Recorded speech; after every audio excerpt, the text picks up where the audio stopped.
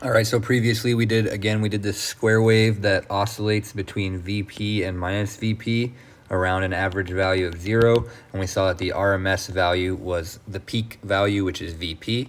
In this next video right here, we're gonna do something a little bit different. It's gonna be a square wave again, but I wanna do it for a square wave that doesn't oscillate around 0, but rather oscillates around some other value. So the average value of this signal would be somewhere here. I hope you agree with that. If we were to go through and take the average of this signal, it would not be 0. Rather, it would be some positive DC value, okay? And so it's important to note that because I said that typically RMS values are useful for signals that swing around 0, because it gives us a meaningful average for that signal when its average is typically 0.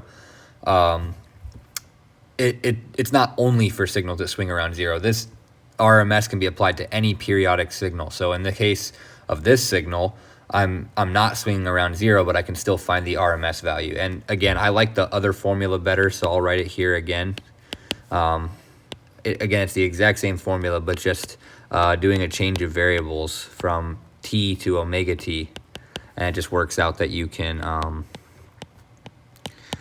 just do the math a lot easier when you set up the formula this way.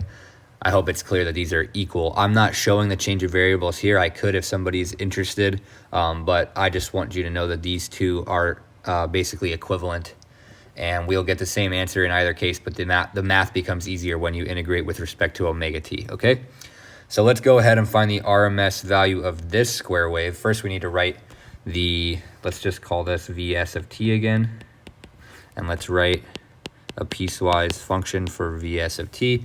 So this function is going to be Vp from 0 less than or equal to omega t less than, I think I've probably been screwing up my bounds this whole time, putting less than equal to for everything. But that's okay. Something like that. That's our Vs of t, right? It's Vp from 0 to pi, if I put this pi here, and then it's 0 from pi to 2 pi.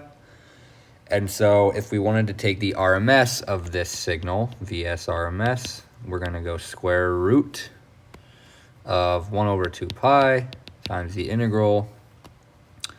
Basically, it's going to be times the integral from 0 to pi of Vp squared d omega t, plus the integral from pi to 2 pi of 0, which is basically just 0. I hope you see that. So that whole thing is just going to go to 0.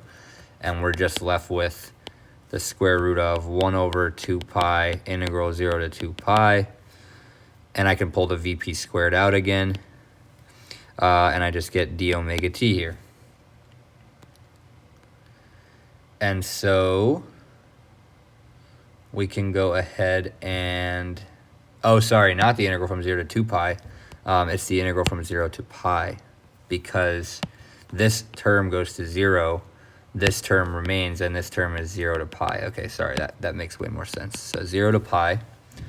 And now I can take this integral. I know that I'm just going to get pi minus 0, so I'm going to get pi. Maybe you don't know that, so let me just show that since there's still time here. It's going to be Vp squared over 2 pi, and then the integral of from 0 to pi d omega t of basically the value 1, right? There's a constant here. It's just going to be omega t, my variable, evaluated from 0 to pi. And that becomes,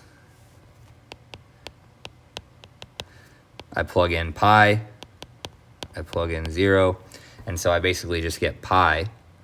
My pi's cancel here. And I end up with Vp squared over 2, and the whole thing gets square rooted. And that's going to be equal to Vp over root 2, and that's going to be my RMS value. Okay, so Vs RMS for this square wave that oscillates around some average value that's not 0 is going to be Vp divided by the square root of 2. Okay, so that pretty much wraps up this section on RMS values, and I'm going to go ahead and start talking about energy and power in the next section. If you have any questions about RMS voltages, just let me know in the discussion, and we'll see you in the next video.